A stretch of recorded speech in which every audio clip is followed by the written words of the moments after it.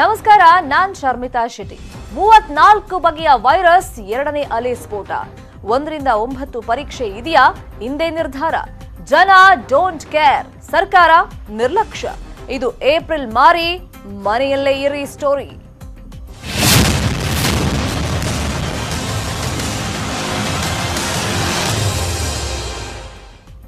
ದಿನ ಕಳೆದಂತೆ ರಾಜ್ಯದಲ್ಲಿ ಕೊರೋನಾ ಸೋಂಕಿನ ಅಬ್ಬರ ಜಾಸ್ತಿ ಆಗ್ತಾ ಇದೆ. ಅನಾಥಾಶ್ರಮದ 27 ಮಕ್ಕಳಲ್ಲಿ ಸೋಂಕು ಇದೆ ಅನ್ನೋದು ದೃಢಪಟ್ಟಿದೆ. ಕೋಲಾರ ಜಿಲ್ಲೆಯ ಅತ್ತಿಗಿರಿಕೊಪ್ಪ ಬಳಿಯಲ್ಲಿ ಆಶ್ರಮ ಇದೆ. ಇಲ್ಲಿನ ಮಕ್ಕಳಲ್ಲಿ ಇದೀಗ ಮಹಾಮಾರಿ ಅಟ್ಟಹಾಸವನ್ನ ಮೆರಿತಾ ಇರೋದು. 27 ಮಕ್ಕಳಿಗೆ ಇಲ್ಲಿ ಸೋಂಕು ಕಂಡು ಬಂದಿದೆ. ಬಜೇರಿಯಾ ಅನ್ನೋ ಟ್ರಸ್ಟ್ ಅನ್ನ ಈ ಆಶ್ರಮ ನಡೆಸ್ತಾ ಇದೆ. ಅನಾಥಾಶ್ರಮದಲ್ಲಿ 60ಕ್ಕೂ ಹೆಚ್ಚು ಮಕ್ಕಳಿದ್ದಾರೆ. ಅದರಲ್ಲಿ ಈಗ 27 ವಿದ್ಯಾರ್ಥಿಗಳಲ್ಲಿ ಈ ತರ ಕೊರೋನಾ ಇದೆ ಅನ್ನೋದು ಕನ್ಫರ್ಮ್ ಆಗಿದೆ. ಒಂದಿಷ್ಟು ವಿದ್ಯಾರ್ಥಿಗಳ ಆರೋಗ್ಯದಲ್ಲೂ ಕೂಡ ವ್ಯತ್ಯಯ ಆಗಿದೆ ಅನ್ನೋ ವಿಚಾರ ಗೊತ್ತಾಗ್ತಾ ಇದೆ. ಈ ಹಿನ್ನೆಲೆಯಲ್ಲಿ ಎಲ್ರಿಗೂ ಕೂಡ ಈಗ ಕೊರೋನಾ ಪರೀಕ್ಷೆಯನ್ನ ಮಾಡಿಸಿದ್ದಾರೆ. ಈ ವೇಳೆ 26 ಜನ ಮಕ್ಕಳಿಗೆ ಕೊರೋನಾ ಇರೋದು ದೃಢಪಟ್ಟಿದೆ. ಮಕ್ಕಳು ಜಿಲ್ಲಾ ಕೋವಿಡ್ ಆಸ್ಪತ್ರೆಗೆ ದಾಖಲಾಗಿದ್ದಾರೆ.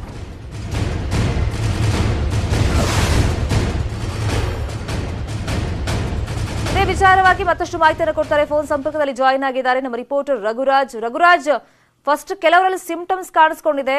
ಈಗ ಎಕ್ಸಾಕ್ಟ್ ಆಗಿ ಎಷ್ಟು ವಿದ್ಯಾರ್ಥಿಗಳಲ್ಲಿ ಅನಾಥಾಶ್ರಮದಲ್ಲಿ ಕೋವಿಡ್ ಇದೆ ಅನ್ನೋದು ಕನ್ಫರ್ಮ್ ಆಗಿದೆ? ಅವ್ರನ್ನೆಲ್ಲ ಈಗ ಅಲ್ಲೇ ಇಟ್ಟಿದ್ದಾರಾ ಅಥವಾ ಆಸ್ಪತ್ರೆಗೆ ಕರ್ಕೊಂಡು ಹೋಗಿದ್ದಾರಾ? ಸದ್ಯಕ್ಕೆ ಉಳಿದಿರುವಂತ ಮಕ್ಕಳಿಗೆ ಯಾವ ತರ ಎಚ್ಚರಿಕೆ ವಹಿಸ್ತಾ ಇದ್ದಾರೆ? ಖಂಡಿತ ಶರ್ಮಿತಾ ಶೆಟ್ಟಿ, ಏನು ಅಂತ ಹೇಳಿದ್ರೆ ಕೊರೋನಾ ಎರಡನೇ ಅಲೆ ರಾಜ್ಯದಲ್ಲಿ ಆರಂಭವಾಗಿದೆ. ಹಿನ್ನೆಲೆಯಲ್ಲಿ ಕೋಲಾರ ಜಿಲ್ಲೆಯಲ್ಲೂ ಸಹ ಪ್ರತಿದಿನಕ್ಕೂ ಸಹ 50ಕ್ಕೂ ಹೆಚ್ಚು ಪ್ರಕರಣಗಳು ದಾಖಲಾಗ್ತಿದೆ. ಈ ಹಿನ್ನೆಲೆ ಏನು ಬಂಗಾರಪೇಟೆ ತಾಲೂಕಿನ ಅತ್ತಿಗಿರಿಕೊಪ್ಪ ಬಳಿ ಇರ್ತಕ್ಕಂಥ ಒಂದು ಅನಾಥಾಶ್ರಮದಲ್ಲಿ ಒಂದು ಹೆಣ್ಣು ಮಗುವಿಗೆ ಅಲ್ಲಿ ಒಂದು ಮೊದಲು ಜ್ವರ ಮತ್ತೆ ಕೆಮ್ಮು ಕಾಣಿಸ್ಕೊಂಡಿತ್ತು. ಅವರಿಗೆ ಏನು ಕೋವಿಡ್ ಪರೀಕ್ಷೆಯನ್ನು ಮಾಡಿದಾಗ ಅವ್ರಿಗೆ ಪಾಸಿಟಿವ್ ಬಂದಿತ್ತು. ಇನ್ನು 48 ಅವರ್ಸ್ ಬ್ಯಾಕ್ ಮೊನ್ನೆ ಏನು ಪರೀಕ್ಷೆ ಉಳಿದಂತಹ ಎಲ್ಲ 60 ವಿದ್ಯಾರ್ಥಿಗಳು ಅಲ್ಲಿ ಇರ್ತಕ್ಕಂಥ ಅನಾಥಾಶ್ರಮದಲ್ಲಿ ಇರ್ತಕ್ಕಂಥ ಎಲ್ಲಾ ಮಕ್ಕಳಿಗೂ ಕೂಡ ಕೊರೋನಾ ಟೆಸ್ಟ್ ಮಾಡಿದಾಗ ಇನ್ನ 26 ಮಂದಿಗೆ ಕೊರೋನಾ ಪಾಸಿಟಿವ್ ದೃಢವಾಗಿರುವಂತದ್ದು. ನಿನ್ನೆ ಸಂಜೆ ಅಂದ್ರೆ ಟೋಟಲ್ 27 ಜನಕ್ಕೆ ಅಲ್ಲಿ ಕೊರೋನಾ ದೃಢವಾಗಿರುವಂತದ್ದು. ಉಳಿದ ಎಲ್ಲಾ ಮಕ್ಕಳ ಒಂದು ಸ್ಯಾಂಪಲ್ಸ್ ಕೂಡ ಈಗಾಗಲೇ ಕಲೆಕ್ಟ್ ಮಾಡಿದ್ದಾರೆ. ಅವರನ್ನ ಎಲ್ಲರನ್ನು ಕೂಡ ಇನ್ನು ಐಸೋಲೇಷನ್ ಕೇಂದ್ರಕ್ಕೆ, ಜಿಲ್ಲಾ ಆಸ್ಪತ್ರೆ ಕೇಂದ್ರಕ್ಕೆ ಅವ್ರನ್ನ ರವಾನೆ ಮಾಡಿದ್ದಾರೆ. ಉಳಿದ ಎಲ್ಲಾ ಮಕ್ಕಳಿಗೂ ಕೂಡ ನಿಗಾವನ್ನು ವಹಿಸಿರುವಂತದ್ದು. ಮತ್ತೆ ಈಗ ಉಳಿದಿರ್ತಕ್ಕಂಥ ಎಲ್ಲಾ ವಿದ್ಯಾರ್ಥಿಗಳಲ್ಲಿ ಕೂಡ ಯಾವುದೇ ತರ ಒಂದು ಸಿಂಪ್ಟಮ್ಸ್ ಪತ್ತೆ ಆಗಿಲ್ಲ. ಆದ್ರೂ ಕೂಡ ಮಕ್ಕಳನ್ನ 14 ದಿನ ಕ್ವಾರಂಟೈನ್ ಮಾಡಿ ಅವರಿಗೆ ಪಾಸಿಟಿವ್ ಇಲ್ಲ ನೆಗೆಟಿವ್ ಕಂಡುಬಂದ ಸಂದರ್ಭದಲ್ಲಿ ಮಾತ್ರ ಅವರನ್ನ ಬಿಟ್ಕೊಳ್ಸೋದಾಗಿ ಆರೋಗ್ಯ ಇಲಾಖೆ ಅಧಿಕಾರಿಗಳು ಹೇಳಿರುವಂತದ್ದು. ಮತ್ತೆ ಅಲ್ಲಿರ್ತಕ್ಕಂಥ ಅನಾಥಾಶ್ರಮವನ್ನ ಈಗಾಗಲೇ ಕಂಟೋನ್ಮೆಂಟ್ ಝೋನ್ ಅನ್ನ ಮಾಡಿರುವಂತದ್ದು. ಮತ್ತೆ ಅಲ್ಲಿ ಇರ್ತಕ್ಕಂಥ ಸಿಬ್ಬಂದಿಗೂ ಕೂಡ ಈಗ ಕೊರೋನಾ ಟೆಸ್ಟ್ ಅನ್ನು ನಿನ್ನೆ ಮಾಡಿರುವಂತದ್ದು. ಅವರ ರಿಪೋರ್ಟ್ ಕೂಡ ಮತ್ತೆ ಈ ಉಳಿದಂತಹ ಮಕ್ಕಳ ರಿಪೋರ್ಟ್ ಕೂಡ ಇವತ್ತು ಸಂಜೆ ಬರುವಂತಹ ನಿರೀಕ್ಷೆಗಳು ಕೂಡ ಇದೆ. ಶರ್ಮಿತಾ, ಥ್ಯಾಂಕ್ ಯು ರಘುರಾಜ್ ತಮ್ಮ ಇನ್ಫಾರ್ಮೇಶನ್ಗೆ. ಇನ್ನು ದೇಶದಲ್ಲಿ ಕಂಟ್ರೋಲ್ ತಪ್ತಾ ಇದೆ ಹೆಮ್ಮಾರಿ ಕೊರೋನಾ ಅಟ್ಟಹಾಸ. ಇದೇ ಫಸ್ಟ್ ಟೈಮ್ 1,00,000ಕ್ಕೂ ಹೆಚ್ಚು ಪ್ರಕರಣಗಳು ಪತ್ತೆಯಾಗಿವೆ. ನಿನ್ನೆ ಒಂದೇ ದಿನ 1,03,844 ಕೊರೋನಾ ಕೇಸಸ್ ಪತ್ತೆಯಾಗಿದೆ. ನೋಡ್ತಾ ಇದ್ದಂತೆ 1,00,000ದ ಗಡಿ ದಾಟಿ ಹೋಗ್ಬಿಟ್ಟಿದೆ ಇವಾಗ ಪ್ರಕರಣಗಳ ಸಂಖ್ಯೆ. ಯಾಕಂದ್ರೆ ತಜ್ಞರು ಹೇಳ್ತಾ ಇದ್ರು ಇನ್ನು ಒಂದು ವಾರದಲ್ಲಿ ಬಹುಶಃ ನಾವು 1,00,000 ಮೀರಿ ಪ್ರಕರಣಗಳನ್ನ ನೋಡ್ತೀವಿ ಅಂತ. ಅದರಂತೆ ಇದೀಗ ಮೊದಲ ಬಾರಿಗೆ 1,00,000ಕ್ಕೂ ಹೆಚ್ಚು ಪ್ರಕರಣ ಪತ್ತೆಯಾಗಿದೆ. ಇನ್ನು 1,00,000ಕ್ಕೂ ಹೆಚ್ಚು ಪ್ರಕರಣ ಪತ್ತೆಯಾಗಿರುವಂತ ಎರಡನೇ ದೇಶ ಭಾರತ ಆಗ್ಬಿಟ್ಟಿದೆ. ಅಮೆರಿಕದಲ್ಲಿ 1,00,000ಕ್ಕೂ ಹೆಚ್ಚು ಕೊರೋನಾ ಕೇಸಸ್ ಪತ್ತೆ ಆಗ್ತಾ ಇತ್ತು ಈ ಹಿಂದೆ. ಎರಡನೇ ಅಲೆಯಲ್ಲಿ ಭಾರತದಲ್ಲಿ ಇದೀಗ ಕೊರೋನಾ ಸೋಂಕಿನ ಪ್ರಮಾಣ ಜಾಸ್ತಿ ಆಗ್ತಾ ಇದೆ. ಭಾರತದಲ್ಲಿ ಕಳೆದ ಸೆಪ್ಟೆಂಬರ್ನಲ್ಲಿ 98,795 ಕೇಸಸ್ ಕಂಡು ಬಂದಿದೆ, ಅತಿ ಹೆಚ್ಚಾಗಿತ್ತು.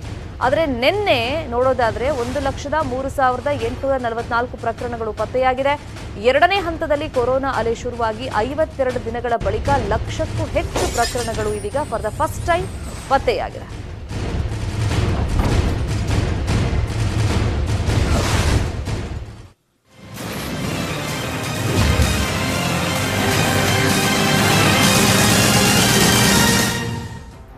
ರಾಜ್ಯದಲ್ಲಿ ಶಾಲಾ ಮಕ್ಕಳಿಗೆ ಪರೀಕ್ಷೆ ನಡೆಸಬೇಕಾ ಬೇಡವಾ? ಇವತ್ತು ಶಿಕ್ಷಣ ಇಲಾಖೆಯಿಂದ ಮಹತ್ವದ ಸಭೆ ಇದೆ. ಸಭೆಯಲ್ಲಿ ಸಮಾಲೋಚನೆಯನ್ನ ಮಾಡ್ತಾರೆ. ಪರೀಕ್ಷೆ ನಡೆಸೋ ಬಗ್ಗೆ ಇವತ್ತೇ ತೀರ್ಮಾನ ಕೈಗೊಳ್ಳುವಂತ ಸಾಧ್ಯತೆ ಇದೆ.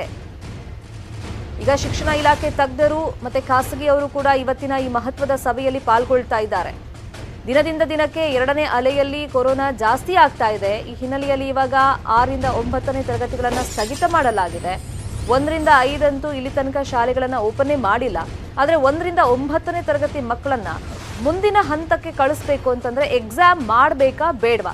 ಎಕ್ಸಾಮ್ ಮಾಡದೇ ಇದ್ರೆ ಪರ್ಯಾಯ ಮಾರ್ಗ ಹೆಂಗೆ? ಸೊ ಈ ವಿಚಾರವಾಗಿ ಇವತ್ತು ಮಹತ್ವದ ಸಭೆ ನಡೆಯುತ್ತೆ. ರುಪ್ಸಾ ಹಾಗೂ ಕ್ಯಾಂಪ್ ಸಂಘಟನೆ ಪ್ರತಿನಿಧಿಗಳಿಗೂ ಕೂಡ ಈ ಸಭೆಯಲ್ಲಿ ಪಾಲ್ಗೊಳ್ಳೋದಕ್ಕೆ, ಚರ್ಚೆಯನ್ನ ಮಾಡೋದಕ್ಕೆ ಅವಕಾಶವನ್ನ ಸರ್ಕಾರ ಮತ್ತೆ ಶಿಕ್ಷಣ ಇಲಾಖೆಗೆ ಮಾಡಿಕೊಟ್ಟಿದೆ. ಪೋಷಕರನ್ನ ಸಭೆಗೆ ಕರೀಲಿಲ್ಲ. ಸೊ ಈ ಹಿನ್ನೆಲೆಯಲ್ಲಿ ಸಾಕಷ್ಟು ಆಕ್ರೋಶ ವ್ಯಕ್ತವಾಗಿದೆ. ಒತ್ತಡ ಕೂಡ ಪೋಷಕರು ಹಾಕ್ತಾ ಇದ್ದಾರೆ, ನಮ್ಮನ್ನು ಕೂಡ ಸಭೆಗೆ ಕರಿಬೇಕು ಅಂತ. ಇಲ್ಲಿ ಪರೀಕ್ಷೆ ನಡೆಸಬೇಕಾ ಬೇಡವಾ ಅನ್ನೋ ವಿಚಾರವಾಗಿ ಇವತ್ತೇ ನಿರ್ಧಾರವಾಗುವಂತ ಚಾನ್ಸಸ್ ಇದೆ. 1ರಿಂದ 9ನೇ ತರಗತಿಯಲ್ಲಿ ಈಗ ಪರೀಕ್ಷೆ ನಡೆಸದೆ ಮಕ್ಕಳನ್ನ ಪಾಸ್ ಮಾಡಬೇಕಾ ಅಥವಾ ಪರೀಕ್ಷೆ ನಡೆಸದೇ ಆದ್ರೆ ಯಾವ ತರ ಸಿದ್ಧತೆಗಳನ್ನ ಮಾಡಬೇಕಾಗತ್ತೆ, ಯಾವ ರೀತಿ ಪರೀಕ್ಷೆಗಳನ್ನ ನಡೆಸಬೇಕಾಗತ್ತೆ, ಒಂದು ಬೆಂಚ್ ನಲ್ಲಿ ಎಷ್ಟು ಮಕ್ಕಳನ್ನ ಕೂರಿಸಬೇಕು, ಈ ಎಲ್ಲ ವಿಚಾರವಾಗಿ ಇವತ್ತು ಚರ್ಚೆಗಳಾಗತ್ತೆ.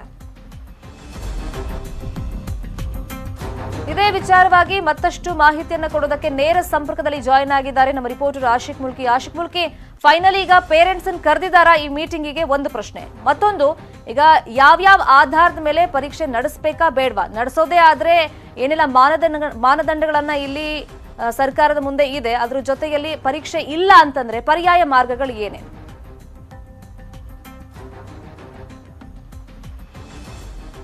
ಎಸ್ ಶರ್ಮಿತಾ, ಏನು ಇವತ್ತು ಶಿಕ್ಷಣ ಇಲಾಖೆ ನಡೆಸ್ತಾ ಇರುವಂತಹ ಸಭೆ ತುಂಬಾನೇ ಮಹತ್ವ ಪಡೆದುಕೊಂಡಿರುವಂತದ್ದು. ಪ್ರಮುಖವಾಗಿ ಈ ಸಭೆಯಲ್ಲಿ ಕೆಲವೊಂದಿಷ್ಟು ಪೋಷಕರ ಜೊತೆಗೆ ಖಾಸಗಿ ಶಾಲೆಗಳ ಒಕ್ಕೂಟದ ಮುಖಂಡರು ಕೂಡ ಭಾಗಿಯಾಗ್ತಾರೆ. ಜೊತೆಗೆ ಶಿಕ್ಷಣ ಇಲಾಖೆಯ ಅಧಿಕಾರಿಗಳು, ಅದು ಕಮಿಷನರ್ ಅನ್ಬುಕುಮಾರ್ ಆಗಿರ್ಬೋದು, ಜೊತೆಗೆ ಶಿಕ್ಷಣ ತಜ್ಞರಾಗಿರುವಂತಹ ನಿರಂಜನಾರಾಧ್ಯ, ಇವರೆಲ್ಲರೂ ಕೂಡ ಇವತ್ತಿನ ಸಭೆಯಲ್ಲಿ ಸುರೇಶ್ ಕುಮಾರ್ ಅವರ ಜೊತೆ ಒಂದು ಸಭೆಯನ್ನ ಮಾಡಲಿದ್ದಾರೆ. ಈ ಸಭೆಯಲ್ಲಿ ಪ್ರಮುಖವಾಗಿ ಚರ್ಚೆ ಆಗ್ತಾ ಇರುವಂತಹ ವಿಚಾರ, 3 ಅಜೆಂಡಾಗಳನ್ನು ಇಟ್ಕೊಂಡು ಇವತ್ತು ಏನು ಶಿಕ್ಷಣ ಇಲಾಖೆ ಒಂದು ಸಭೆಯನ್ನ ಮಾಡ್ತಾ ಇರುವಂತದ್ದು. ಅದರಲ್ಲಿ ಪ್ರಮುಖವಾಗಿ ಮೌಲ್ಯಾಂಕನ ಯಾವ ರೀತಿಯಾಗಿ ಆಗಬೇಕು ಅನ್ನುವಂಥದ್ರ ಬಗ್ಗೆ ನಿರ್ಧಾರವನ್ನ ತೆಗೆದುಕೊಳ್ಳೋದಕ್ಕೆ ಶಿಕ್ಷಣ ಇಲಾಖೆ ಮುಂದಾಗ್ತಾ ಇರುವಂತದ್ದು. ಪ್ರಮುಖವಾಗಿ ಬೆಂಗಳೂರು ನಗರದಲ್ಲಿರುವಂತಹ 6ರಿಂದ 9ನೇ ತರಗತಿ ಈಗಾಗಲೇ ಕೋವಿಡ್ ಕಾರಣದಿಂದ ಸರ್ಕಾರ ಒಂದು ಸ್ಥಗಿತಗೊಳಿಸಿ ಈಗಾಗಲೇ ಆದೇಶ ಕೊಟ್ಟಿದೆ. ಹೀಗಾಗಿ ಮೌಲ್ಯಾಂಕನ ಯಾವ ರೀತಿ ಮಾಡಬೇಕು ಅನ್ನುವಂಥದ್ರ ಬಗ್ಗೆ ಒಂದು ಶಿಕ್ಷಣ ಇಲಾಖೆ ಒಂದು ಮಹತ್ವದ ನಿರ್ಧಾರವನ್ನು ಕೂಡ ತೆಗೆದುಕೊಳ್ಳುತ್ತೆ. ಆದರೆ ಖಾಸಗಿ ಒಕ್ಕೂಟ ಹಿಂದಿನಿಂದಲೂ ಕೂಡ ಮೌಲ್ಯಾಂಕನಕ್ಕೆ ನಮ್ಮ ಯಾವುದೇ ಸಹಮತ ಇಲ್ಲ ಅನ್ನುವಂಥದ್ದನ್ನ ಸ್ಪಷ್ಟವಾಗಿ ತಮ್ಮ ಹೇಳಿಕೆಯನ್ನ ಕೊಟ್ಟಿದೆ. ಆದರೆ ಸರ್ಕಾರ ಮೌಲ್ಯಾಂಕನ ಮಾಡಿ ಈ ವರ್ಷದ ಶೈಕ್ಷಣಿಕ ಸಾಲನ್ನ ಮುಗಿಸೋದಕ್ಕೆ ಒಂದು ಯೋಜನೆಯನ್ನು ರೂಪಿಸಿಕೊಂಡಂತೆ ಕಾಣ್ತಾ ಇದೆ. ಹಾಗಿದ್ರೆ ಮೌಲ್ಯಾಂಕನ ಯಾವ ರೀತಿಯಾಗಿ ಮಾಡಬೇಕು, ಅಥವಾ ಮೌಲ್ಯಮಾಪನವೇ ಮಾಡಬೇಕಾ, ಹಾಗಿದ್ರೆ ಮೌಲ್ಯಾಂಕನ ಅಂದ್ರೆ ಏನು ಅನ್ನುವಂಥ ಒಂದು ಸಾಕಷ್ಟು ಪ್ರಶ್ನೆಗಳು ಇಲ್ಲಿ ನಮ್ಮ ಮುಂದೆ ಇರುವಂತದ್ದು. ಮೌಲ್ಯಮಾಪನ ಅಂತಂದ್ರೆ ಪರೀಕ್ಷೆಯನ್ನು ವಿದ್ಯಾರ್ಥಿಗಳಿಗೆ ಎಕ್ಸಾಮ್ ಅನ್ನ ಮಾಡಿ ಅದರಲ್ಲಿ ಬರುವಂತಹ ಅಂಕಗಳ ಆಧಾರದ ಮೇಲೆಗೆ ಅವರನ್ನ ತೇರ್ಗಡೆಗೊಳಿಸುವಂತದ್ದು. ಆದ್ರೆ ಮೌಲ್ಯಾಂಕನ ಅಂತಂದ್ರೆ ಈ ಒಂದು ಕೋವಿಡ್ ಕಾಲದಲ್ಲಿ ಮುಚ್ಚಲ್ಪಟ್ಟಿದ್ದಂತಹ ಸಂದರ್ಭದಲ್ಲೂ ಕೂಡ ಆನ್ಲೈನ್ ಕ್ಲಾಸಸ್ಗಳನ್ನು ನಡೆದಿದೆ. ಜೊತೆಗೆ ಅನ್ಲಾಕ್ ಆದ ಬಳಿಕ ಸಾಕಷ್ಟು ತರಗತಿಗಳು ಕೂಡ ನಡೆದಿದೆ. ಈ ಎಲ್ಲ ತರಗತಿಗಳಲ್ಲಿ ಆಯಾ ವಿದ್ಯಾರ್ಥಿಗಳು ಯಾವ ರೀತಿಯಾದಂತಹ ಪರ್ಫಾರ್ಮೆನ್ಸ್ ಗಳನ್ನ ಕೊಟ್ಟಿದ್ದಾರೆ, ಅದರ ಮೇಲೆ ಅವರಿಗೆ ಅಂಕಗಳನ್ನ ಮತ್ತೆ ಗ್ರೇಡ್ ಗಳನ್ನ ಕೊಟ್ಟು ಅವರನ್ನ ಮುಂದಿನ ತರಗತಿಗೆ ಪಾಸ್ ಮಾಡುವಂತಹ ಒಂದು ಯೋಜನೆ ಆಗಿದೆ ಮೌಲ್ಯಾಂಕನ ಅನ್ನೋದು. ಆದ್ರೆ ಖಾಸಗಿ ಶಿಕ್ಷಣ ಇಲಾಖೆ, ಖಾಸಗಿ ಶಿಕ್ಷಣ ಒಕ್ಕೂಟದ ಸಂಘಟನೆ ಏನಿದೆ, ಇವರು ಇದಕ್ಕೆ ವಿರೋಧವನ್ನು ವ್ಯಕ್ತಪಡಿಸ್ತಾ ಇರುವಂತದ್ದು. 1ನೇ ತರಗತಿಯಿಂದ 5ನೇ ತರಗತಿವರೆಗೂ ಯಾವ ರೀತಿಯಾಗಿ ಮೌಲ್ಯಾಂಕನ ಮಾಡಬೇಕು, ಅದಾದ ಬಳಿಕ 6ರಿಂದ 9ನೇ ತರಗತಿವರೆಗೂ ಯಾವ ರೀತಿಯಾದಂತಹ ಮೌಲ್ಯಾಂಕನ ಮಾಡಬೇಕು ಅನ್ನುವಂಥದ್ರ ಮಹತ್ವದ ವಿಚಾರಗಳೆಲ್ಲವೂ ಕೂಡ ಇವತ್ತು ನಿರ್ಧಾರ ಆಗುತ್ತೆ. ಈ ಸಭೆ ಬೆಳಿಗ್ಗೆ 11 ಗಂಟೆಗೆ ಸಮಗ್ರ ಶಿಕ್ಷಣ ಇಲಾಖೆ ಕಚೇರಿಯಲ್ಲಿ ಸುರೇಶ್ ಕುಮಾರ್ ಅವರ ನೇತೃತ್ವದಲ್ಲಿ ನಡೀತಾ ಇದೆ. ಥ್ಯಾಂಕ್ ಯು ಆಶಿಕ್, ತಮ್ಮೆಲ್ಲ ಇನ್ಫಾರ್ಮೇಶನ್ಗೆ. Welcome back. ಮೃತ ಮಗನ ಫೋಟೋ ಜೊತೆ ಯುವರತ್ನ ಸಿನಿಮಾ ವೀಕ್ಷಣೆಯನ್ನ ಕುಟುಂಬವೊಂದು ಮಾಡಿದೆ. ಮೈಸೂರಲ್ಲಿ ನಡೆದಿರುವಂತಹ ಘಟನೆ ಇದು. ಯುವರತ್ನ ಚಲನಚಿತ್ರ ವೀಕ್ಷಣೆಯನ್ನ ಕುಟುಂಬಸ್ಥರು ಮಾಡಿದ್ದಾರೆ. ಮೈಸೂರಿನ ಮುರಳೀಧರ್ ಕುಟುಂಬಸ್ಥರು ಈ ತರ ಸಿನಿಮಾ ವೀಕ್ಷಣೆ ಮಾಡಿರೋದು. ಇದಕ್ಕೆ ಕಾರಣ ಕೂಡ ಇದೆ. ಪುನೀತ್ ಅಭಿಮಾನಿಯಾಗಿದ್ರು ಮುರಳೀಧರ್ ಪುತ್ರ. 3 ತಿಂಗಳ ಹಿಂದೆ ಹರಿಕೃಷ್ಣನ್ ಅಂತ ಪುನೀತ್ ಫ್ಯಾನ್ ಮೃತಪಟ್ಟಿದ್ರು. ಯುವರತ್ನ ಸಿನಿಮಾ ನೋಡಬೇಕು ಅಂತ ಆಸೆಯನ್ನ ಪಟ್ಟಿದ್ದಂತೆ ಈತ. ಮತ್ತೆ ಕುಟುಂಬಸ್ಥರ ಮುಂದೆ ಕೂಡ, ಅದರಲ್ಲೂ ತಂದೆ ತಾಯಿ ಮುಂದೆ ಕೂಡ ಆತ ಹೇಳ್ಕೊಂಡಿದ್ದಂತೆ ಯುವರತ್ನ ಸಿನಿಮಾ ರಿಲೀಸ್ ಆದ್ಮೇಲೆ ಅದನ್ನ ನೋಡಬೇಕು ಅಂತ. ಆದ್ರೆ 3 ತಿಂಗಳ ಹಿಂದೆ ಅಚಾನಕ್ ಆಗಿ ಈಜೋದಕ್ಕೆ ಅಂತ ಈತ ಹೋಗಿದ್ದ, ಅಲ್ಲಿ ಮೃತಪಟ್ಟಿದ್ದ. ಈಗ ಸಿನಿಮಾ ರಿಲೀಸ್ ಆಗಿದೆ. ಸಿನಿಮಾ ರಿಲೀಸ್ಗೂ ಮುಂಚೆ ಹರಿಕೃಷ್ಣನ್ ಸಾವನ್ನಪ್ಪಿದ್ದ. ಅದೇ ತನ್ನ ಆಸೆಯನ್ನ ವ್ಯಕ್ತಪಡಿಸಿದ್ದಲ್ಲ, ಮಗನ ಆಸೆಯನ್ನ ತೀರಿಸಬೇಕು, ಈಡೇರಿಸಬೇಕು ಅಂತ ಆತನ ಫೋಟೋ ಜೊತೆಗೆ ಸಿನಿಮಾ ಥಿಯೇಟರ್ಗೆ ಬಂದು ಸಿನಿಮಾ ವೀಕ್ಷಣೆಯನ್ನ ಆ ಕುಟುಂಬ ಮಾಡಿದೆ. ಸಾವನ್ನಪ್ಪಿದ ಮಗನಿಗೂ ಕೂಡ ಒಂದು ಟಿಕೆಟ್ ಅಂತ ತಗೊಂಡಿದ್ದಾರೆ. DRC ಮಲ್ಟಿಪ್ಲೆಕ್ಸ್ ನಲ್ಲಿ ಸಿನಿಮಾ ವೀಕ್ಷಣೆ ಮಾಡಿದ್ದಾರೆ.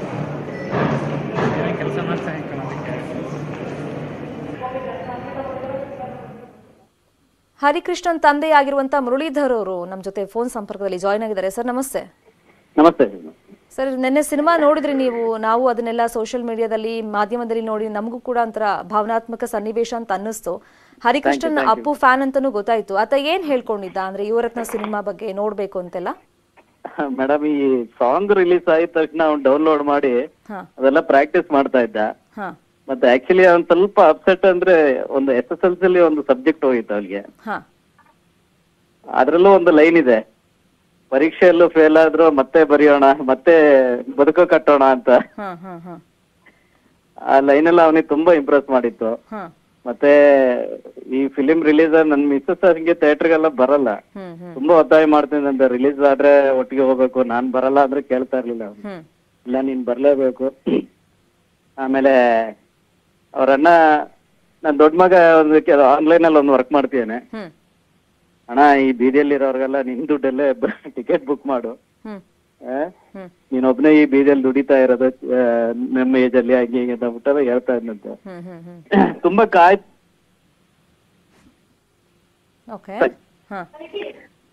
ಮತ್ತೆ ಹೆಂಗೆ ನಾವು ನಮಗೂ ನೋಡ್ಬೇಕು ಅಂತ ಆಸೆ, ಪುನೀತ್ ಅವ್ರ ಫಿಲಮ್ ಎಲ್ಲ ನಾವು ನೋಡ್ತಾ ಇದ್ವಿ. ಹೆಂಗೆ ನಾವು ಒಬ್ರೇ ಹೋಗೋದು, ಅವನನ್ನ ಬಿಟ್ಟು ಅವನ್ ಇಲ್ವಲ್ಲ ಅಂತ ಅಂದ್ಬಿಟ್ಟು ತಕ್ಷಣ ಮನ್ಸಲ್ಲಿ ಒಂದು ಐಡಿಯಾ ಬಂದಿದ್ದು, ನನಗೆ ಬೇರೆ ದಾರಿ ಇರ್ಲಿಲ್ಲ. ಮಗನ್ ಫೋಟೋ ತಗೊಂಡೆ ಹೋಗ್ಬಿಟ್ಟೆ, ಅವನು ಒಂದ್ ಟಿಕೆಟ್ ತಗೊಂಡ್ವಿ. ಯಾಕಂದ್ರೆ ಈಗ್ಲೂ ಅವನು ನಮ್ ಜೊತೆ ಬದುಕಿಯಾನೆ ಅಂತ ನಾವು ಬದುಕಿರೋದು. ಆ ಒಂದು ಇದ್ರಿಂದ ಅವ್ನ್ ಫೋಟೋ ತಗೊಂಡೇ ಹೋದ್ವಿ, ಚಿತ್ರ ವೀಕ್ಷಣೆ ಮಾಡಿದ್ವಿ. ನಿಜವಾಗ್ಲೂ ಏನ್ ಹೇಳ್ಬೇಕು ಅಂತ ಅರ್ಥ ಆಗ್ತಿಲ್ಲ. ಅವನ್ ಇದ್ದಿದ್ರೆ ಅದು ಎಷ್ಟು ಖುಷಿ ಪಡ್ತಾ ಇದ್ನೋ. ನನಗೂ ಆ ಚಿತ್ರ ಇನ್ನೂ ಒಂದ್ಸಲ ನೋಡ್ಬೇಕು ಅಂತ ಅನಿಸ್ತಾ ಇದೆ. ನಾನು ಮನೆ ಬಿಟ್ಟು ಹೊರಡೆ ಹೋಗ್ರೆ ಅವನ್ ಫೋಟೋ ನೋಡ್ಬಿಟ್ಟು ನಾನು ಹೊರಡೆ ಹೋಗೋದು. ಈಗ ನಮ್ ಜೊತೆನೆ ಮಗ ಇದ್ದಾನೆ ಅಂತ ನಾವು ಭಾವಿಸ್ತೀವಿ, ಇಲ್ಲ ಅಂತ ಭಾವಿಸೋದೇ ಇಲ್ಲ ಅಂತ. ಏನಾಗಿದೆ ಸರ್ ನಿಮ್ ಮಗನಿಗೆ 3 ತಿಂಗಳಿಂದ ಏನಾಯ್ತು? ಆಕ್ಚುಲಿ ಮೇಡಮ್, ಅವನು ಇಲ್ಲಿಂದ 8-9 ಕಿಲೋಮೀಟರ್ ದೂರ ನಮ್ಮ ಮನೆಯಿಂದ ಒಂದು ನಾಲೆ ಇದೆ, ಅಲ್ಲಿ ಈಜಕ್ಕೆ ಅಂತ ಹೋಗಿದ್ದಾರೆ. ಫ್ರೆಂಡ್ಸ್ ಜೊತೆ ಹೋಗಿದ್ದ? ಫ್ರೆಂಡ್ಸ್ ಜೊತೆ ಹೋಗಿದ್ದಾರೆ. ಮೇ ಬಿ 1-2 ಸಲ ಅವ್ರು ಹೋಗಿರ್ಬೇಕು, ನೀರಿಲ್ಲ ಅವಾಗ. ಇದು ನೀರು ಬಿಟ್ಬಿಟ್ಟಿದ್ದಾರೆ ಫೋರ್ಸ್ ಅಲ್ಲಿ. ಹುಡುಗರು, ನನ್ನ ಓನರ್ ಮನೆ ಮಗ ಇವನು ಇಬ್ರು ಒಟ್ಟಿಗೆ ಹೋಗ್ಬಿಟ್ರು. ಅಂದ್ರೆ ಅವನಿಗೆ ಈಜ್ ಬರ್ತಾ ಇರ್ಲಿಲ್ವಾ? ಈಜು ನಾನ್ ನೋಡಿಲ್ಲ ಮೇಡಮ್, ಅಂತ ಎಕ್ಸ್ಪರ್ಟ್ ಏನಲ್ಲ ಅವನು. ಎಷ್ಟು ವರ್ಷ ನಿಮ್ ಮಗನಿಗೆ? 16 ವರ್ಷ. ಒಂದು ಆಸೆ ಈಡೇರಿಸಿದ್ವಿ ಅಂತ ಒಂದ್ ಸಮಾಧಾನ ಇದೆ ಅಲ್ವಾ ಈಗ ನಿಮ್ಗೂ? ಖಂಡಿತ ಸಮಾಧಾನ ಮೇಡಮ್. ಯಾಕಂದ್ರೆ ನಾನೊಂಥರ 3 ತಿಂಗಳಿಂದ ಒಂಥರ ಹುಚ್ಚ ಆಗೋಗ್ಬಿಟ್ಟಿದ್ದೆ ನಾನು. ಅರ್ಥ ಆಗುತ್ತೆ. ಅವನಿಗೋಸ್ಕರ ಏನು ಮಾಡಕ್ಕಾಗ್ಲಿಲ್ವಲ್ಲ ಅಂತ. ಕರೆಕ್ಟ್. ಅದು ಈ ಮಟ್ಟಿಗೆ ರೀಚ್ ಆದಾಗ ನಾನು ಮಗನಿಗೋಸ್ಕರ ಏನೋ ಮಾಡನಲ್ಲ ಅಂತ ಒಂದು ಸಮಾಧಾನ ಕರೆಕ್ಟ್ ಸಮಾಧಾನ ಮಾಡ್ಕೊಳ್ಳಿ ಮುರಳೀಧರ್ ಅವರೇ. ಥ್ಯಾಂಕ್ ಯು ಸೋ ಮಚ್ ಮಾತಾಡಿದಕ್ಕೆ. ಜಾರಕಿಹೊಳಿ ಇಂದಾದ್ರೂ ವಿಚಾರಣೆಗೆ ಬರ್ತಾರ? ಕೊರೋನಾ ಕತೆ ಹೇಳ್ತಾರ? SITಯಿಂದ ತಪ್ಪಿಸ್ಕೊಳ್ತಾರ? ಜಾರಕಿಹೊಳಿ ಬರ್ದಿದ್ರೆ ಅರೆಸ್ಟ್ ಆಗೋದು ಫಿಕ್ಸ್? ಇದು CD ಅಸಲಿ ಆಟ ಶುರುವಾಗಿರೋ ಸ್ಟೋರಿ.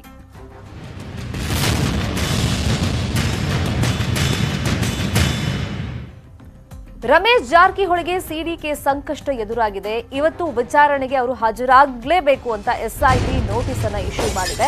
SIT ಮುಂದೆ ಇವತ್ತು ಬೆಳಗ್ಗೆ 10:00ವರೆಗೆ ಅವರು ವಿಚಾರಣೆಗೆ ಹಾಜರಾಗಬೇಕು. ಹಾಗಾಗಿ ರಮೇಶ್ ಜಾರಕಿಹೊಳಿ ಇವತ್ತು ಬರ್ತಾರಾ ಅನ್ನೋ ಕುತೂಹಲ ಇದೆ. ಆ ಯುವತಿ ಪ್ರತ್ಯಕ್ಷಳಾದ್ಮೇಲೆ ತನ್ನ ಸ್ಟೇಟ್ಮೆಂಟ್ಗಳನ್ನ ಕೊಟ್ಟ ಮೇಲೆ ರಮೇಶ್ ಜಾರಕಿಹೊಳಿ ಎಲ್ಲಿದ್ದಾರೆ ಏನು ಎತ್ತ ಒಂದು ಗೊತ್ತಿಲ್ಲ. ಆದ್ರೆ ತನಗೆ ಜ್ವರ ಬಂದಿದೆ ಅಂತ ಲಾಸ್ಟ್ ಟೈಮ್ ವಿಚಾರಣೆ ಸಂದರ್ಭದಲ್ಲಿ 2ನೇ ತಾರೀಕು ತಮ್ಮ ವಕೀಲರ ಮೂಲಕ ಒಂದು ಮನವಿಯನ್ನ ಅವರು ಮಾಡ್ಕೊಂಡಿದ್ರು. ಆದ್ರೆ ಇವತ್ತು ಅವರೇ ಹೇಳಿದ ಪ್ರಕಾರ ಸೋಮವಾರ ವಿಚಾರಣೆಗೆ ಹಾಜರಾಗ್ತೀನಿ ಅಂತ ತಮ್ಮ ವಕೀಲರ ಮೂಲಕ ಹೇಳಿ ಕಳಿಸಿದ್ರು. SIT ಕೂಡ ಈಗ ನೋಟಿಸ್ ಇಶ್ಯೂ ಮಾಡಿದೆ. ಹಾಗಾಗಿ ಇವತ್ತು ಬೆಳಿಗ್ಗೆ 10 ಗಂಟೆಗೆ ಸಂತ್ರಸ್ತೆಯ ವಿಚಾರಣೆ ಆಗುತ್ತೆ. ಬೆಳಗ್ಗೆ 11 ಗಂಟೆಗೆ ಬನ್ನಿ ಅಂತ ರಮೇಶ್ ಜಾರಕಿಹೊಳಿಗೆ ನೋಟಿಸ್ ಇಶ್ಯೂ ಆಗಿದೆ. ಸಂತ್ರಸ್ತೆ ಹಾಗೂ ಜಾರಕಿಹೊಳಿ ಮುಖಾಮುಖಿ ಆಗುವಂತ ಚಾನ್ಸಸ್ ಇವತ್ತು ಇರಬಹುದು. ಒಂದು ವೇಳೆ ರಮೇಶ್ ಜಾರಕಿಹೊಳಿ ಬಂದ್ರೆ 5 ದಿನದ ಬಳಿಕವಾದ್ರೂ ರಮೇಶ್ ಜಾರಕಿಹೊಳಿ ಬರ್ತಾರಾ ಅನ್ನೋದನ್ನ ನೋಡ್ಬೇಕಾಗುತ್ತೆ. ರಮೇಶ್ ಬಂದ್ರೆ ಈಗ ಅತ್ಯಾಚಾರ ಬೆದರಿಕೆ ಕೇಸ್ನ ವಿಚಾರಣೆಯನ್ನ ಮಾಡಲಾಗುತ್ತೆ. ವಿಚಾರಣೆಗೆ ಬರದೆ ಜಾಮೀನು ಅರ್ಜಿಯನ್ನ ಹಾಕಬಹುದು, ಚಾನ್ಸಸ್ ಇದೆ. ಆದ್ರೆ ಈ ಹಂತದಲ್ಲಿ ಸಿಗುತ್ತಾ ಅನ್ನೋದನ್ನ ನೋಡ್ಬೇಕಾಗುತ್ತೆ. ಯುವತಿ ದೂರಿನ ಆಧಾರದ ಮೇಲೆ ರಮೇಶ್ಗೆ ಒಂದಿಷ್ಟು ಪ್ರಶ್ನೆಯನ್ನ SIT ಅಧಿಕಾರಿಗಳು ಕೇಳ್ತಾರೆ. ಮಹಜರು ವೇಳೆ ಒಂದಿಷ್ಟು ಮಾಹಿತಿಗಳು ಸಿಕ್ಕಿದೆಯಲ್ಲ, ಅದನ್ನು ಕೂಡ ಆಧರಿಸಿ ಪ್ರಶ್ನೆಗಳನ್ನ ಕೇಳ್ತಾರೆ. ಇನ್ನು ಯುವತಿ ಒಂದಿಷ್ಟು ಸ್ಟೇಟ್ಮೆಂಟ್ಗಳನ್ನ ಆಲ್ರೆಡಿ ಕೊಟ್ಟಿದ್ದಾಳೆ. ಸೊ ಅದ್ರ ಮೇಲೆ ಪ್ರತ್ಯುತ್ತರವನ್ನು ಕೂಡ ಈಗ SIT ಅಧಿಕಾರಿಗಳು ರಮೇಶ್ ಜಾರಕಿಹೊಳಿ ಇವತ್ತು ಬಂದ್ರೆ ಕೇಳ್ತಾರೆ. ಇವತ್ತು ರಮೇಶ್ ಬರ್ದೇ ಇದ್ರೆ ಈಗ ಆಲ್ರೆಡಿ ನೋಟಿಸ್ಗಳನ್ನ ಇಶ್ಯೂ ಆಗಿದೆ. ಒಂದ್ ಕಡೆ ಅವರ ಲಾಯರ್ ಬಂದು ಅನಾರೋಗ್ಯದ ಕಾರಣ ನೀಡಿದಕ್ಕೋಸ್ಕರ ಸೋಮವಾರದ ತನಕ ಅವರಿಗೆ ಕಾಲಾವಕಾಶವನ್ನ ಇದೀಗ SIT ಅಧಿಕಾರಿಗಳು ಕೊಟ್ಟಿದ್ದು, ಅಂದ್ರೆ ಇವತ್ತಿನ ತನಕ. ಇವತ್ತು ಬರದೇ ಹೋದ್ರೆ ಅರೆಸ್ಟ್ ಆಗ್ತಾರಾ ಅನ್ನೋದನ್ನ ನೋಡ್ಬೇಕಾಗತ್ತೆ. ಈಗ ಯುವತಿ ಮೆಡಿಕಲ್ ಟೆಸ್ಟ್ ಆಗಿದೆ, ವರದಿ ಕೂಡ ಇದೀಗ ಅಧಿಕಾರಿಗಳ ಕೈ ಸೇರಿದ್ದಾಗಿದೆ. ಸೊ ಆ ಆಧಾರದ ಮೇಲೂ ಕೂಡ ರಮೇಶ್ ಜಾರಕಿಹೊಳಿಗೆ ಇವತ್ತು ಪ್ರಶ್ನೆಗಳನ್ನ ಕೇಳುವಂತ ಸಾಧ್ಯತೆಗಳು ಇರುತ್ತೆ. ಈಗ ಒಂದಿಷ್ಟು ಜನ ನಾಪತ್ತೆಯಾಗಿದ್ದಾರೆ, ಇವರೇ ಹೇಳಿರೋದು ಬ್ಲಾಕ್ ಮೇಲ್ ಎಲ್ಲ ಮಾಡ್ತಿದ್ರು ಅಂತ ಆ ವಿಚಾರವಾಗಿನೂ ಕೂಡ ಪ್ರಶ್ನೆಗಳನ್ನ ಕೇಳುವಂತ ಸಾಧ್ಯತೆಗಳು ಇರುತ್ತೆ.